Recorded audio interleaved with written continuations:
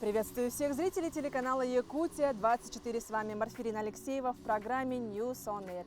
И сегодня в выпуске, как всегда, обзор самых интереснейших событий и новостей социальных сетей Якутии. Также я вам расскажу о 76-летнем армрестлере, о великих именитых спортсменах с Усть-Майского района, а также о мастерах с Якутии, даже с Монголии и еще много-много чего интересного. Давайте начнем. Студия «Феникс» снимает мультсериал о якутской культуре с названием «Дети АИ». Недавно анимационная студия «Феникс» представила первый тизер своего следующего мультсериала «Дети АИ». Его автором является якутянин Сафрон Варламов. Вот что он рассказывает о мультике. История пойдет о Эрчиме и Аяне, это брат и сестра, которые попадают в мир древней Якутии, наполненный магией и опасностями, где им предстоит найти друг друга и в процессе вырасти над собой. Проект, в отличие от многих других якутских мультсериалов, больше ориентирован на широкую аудиторию. Он может познакомить с якутской культурой даже тех людей, которые до этого о республике никогда и ничего не слышали, отмечает автор. Якутяне в соцсетях бурно, радостно отреагировали на эту новость, уже ждут сериал и активно репостят видеоролик-тизер. Вот чертята! Носятся и носятся, как угорелые. Ой, держи. Осторожно, не разлей. Спасибо. До скорого! Удачи! Необычайный улов очень удивил якутянина. Снова, уже в 4-й раз за это лето красноухая черепаха попадается в сети рыболовов. И как он туда попала, нам совершенно непонятно.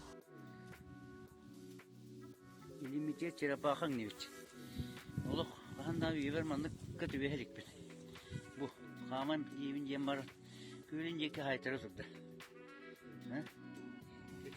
Күрей бұл. Күл, үші күл қарақтайын, не? Ко. Деболар да ведь кемеме мандығы топпыта дұғуды.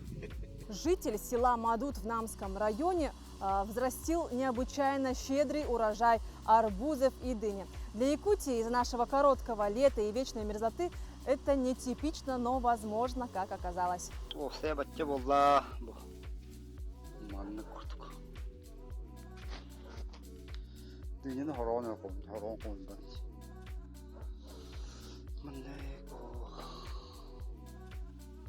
Необыкновенную радугу запечатлели на фото жители нашей Якутии. Вы только посмотрите, какая она красивая. Вообще на этих фото прекрасно все, и радуга, и пейзажи. А какими малюсенькими кажутся люди, идущие по горному хребту.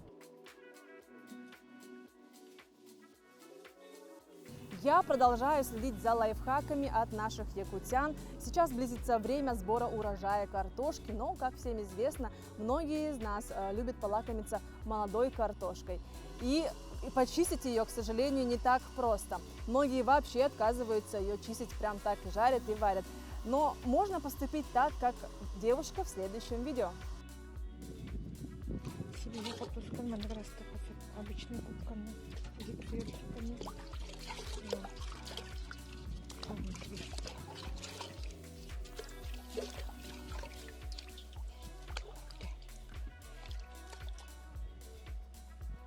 А вот это фото повергло в шок многих якутян и моментально разлетелось по социальным сетям.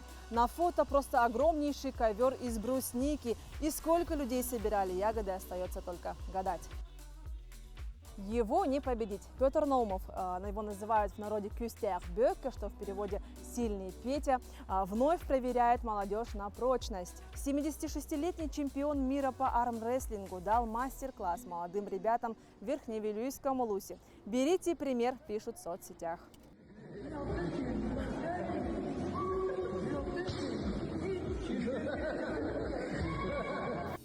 Раз уж мы затронули спорт, давайте продолжим. Якутские лучницы завоевали серебро на Всероссийской спартакиаде в Москве. В Москве состоялись финальные поединки спартакиады сильнейших спортсменов России по стрельбе из классического лука. На счету стрелков сборной Якутии 2 медали.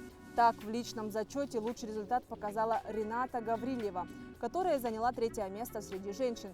Также блестящую стрельбу показала в командном первенстве Кристина Устинова, Рената Гаврилева и Розалина Тимофеева. они смогли выйти в финал и оказали достойное сопротивление сборной столицы страны. После 4-й серии счет был равный. Соперницы смогли завоевать победные баллы только лишь в перестрелке. Якутяне всегда очень гордятся своими именитыми спортсменами, известными на весь мир. Сегодня мы с коллегами хотим вам рассказать об знаменитых спортсменах из Усть-Майского района.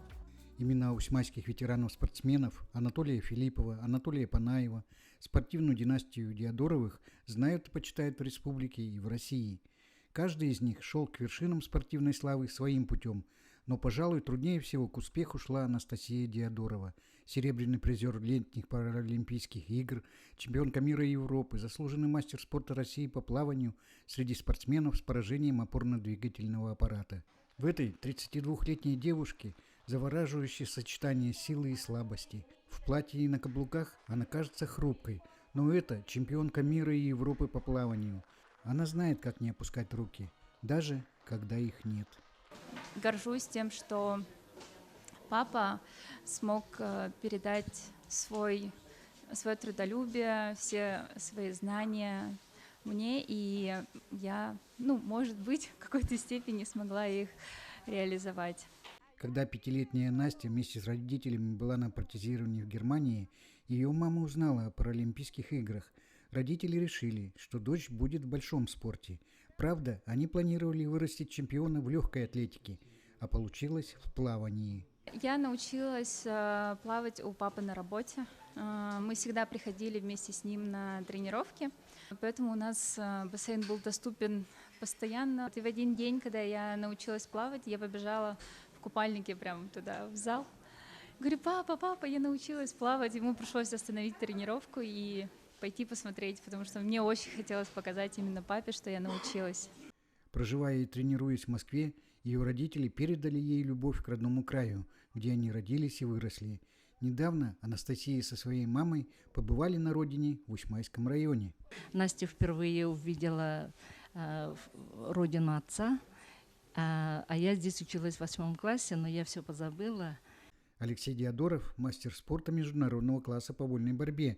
Весной этого года скоропостижно скончался.